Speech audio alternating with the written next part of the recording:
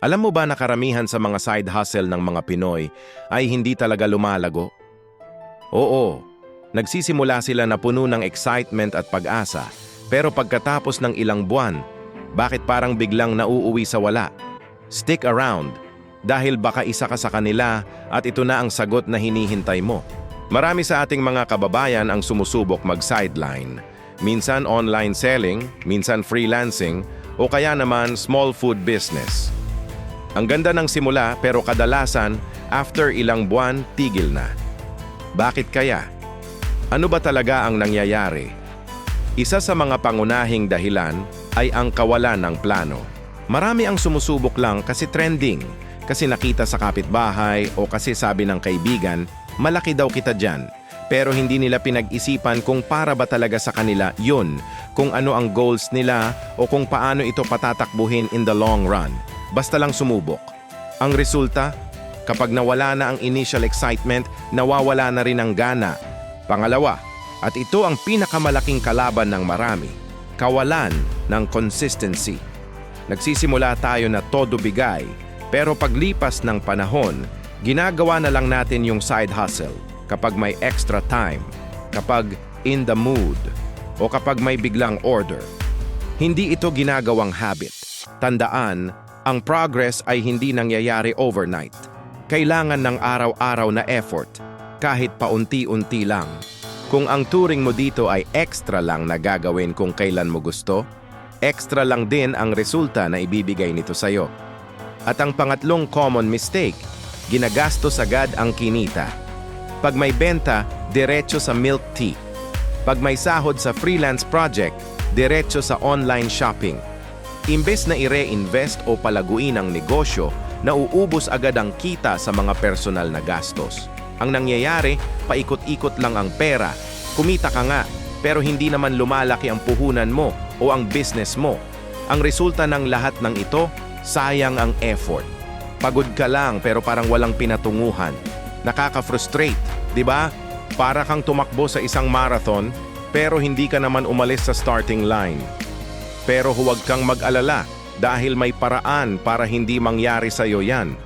May solusyon para siguraduhin ang side hustle mo ay hindi lang pang sandalian, kundi pang matagalan. Paano nga ba? Una sa lahat, treat your side hustle like a real business, not just a hobby. Kahit gaano pa yan kaliit, kailangan may plano. Ano ang goal mo sa loob ng 3 buwan? Sa loob ng 1 taon? Magkano ang target mong kitain? Kailangan mo rin ng simpleng record keeping. Itala mo ang lahat ng pumapasok at lumalabas na pera. At pinakaimportante, gumawa ka ng sistema. Kahit simpleng process lang kung paano ka kukuha ng order, paano ka magde-deliver, o paano ka magpo-promote. Kapag may sistema, mas madaling maging consistent. Pangalawa, unahin mo ang consistency over motivation. May mga araw na tatamarin ka, may mga araw na parang ayaw mo nang gawin. Normal lang yan. Pero yung mga successful na tao, hindi sila umaasa sa motivation. Umaasa sila sa disiplina at sa habit na binuo nila. Mag-commit ka na maglaan ng kahit 1 oras lang araw-araw para sa side hustle mo. 1 oras lang. Sa loob ng 1 linggo, 7 oras na yon. Sa loob ng 1 buwan, halos 30 oras. Imagine mo ang progress na magagawa mo kung tuloy-tuloy yan. Pangatlo, at ito ang game changer, reinvest your profit. Huwag mo munang gastusin lahat ng kita mo. Itabi mo ang 1 portion para i-reinvest. Pwede mo itong gamitin pambili ng mas magandang tools, pang-invest sa Facebook ads para mas marami kang ma-reach, o pandagdag sa puhunan mo para makabili ka ng mas maraming inventory.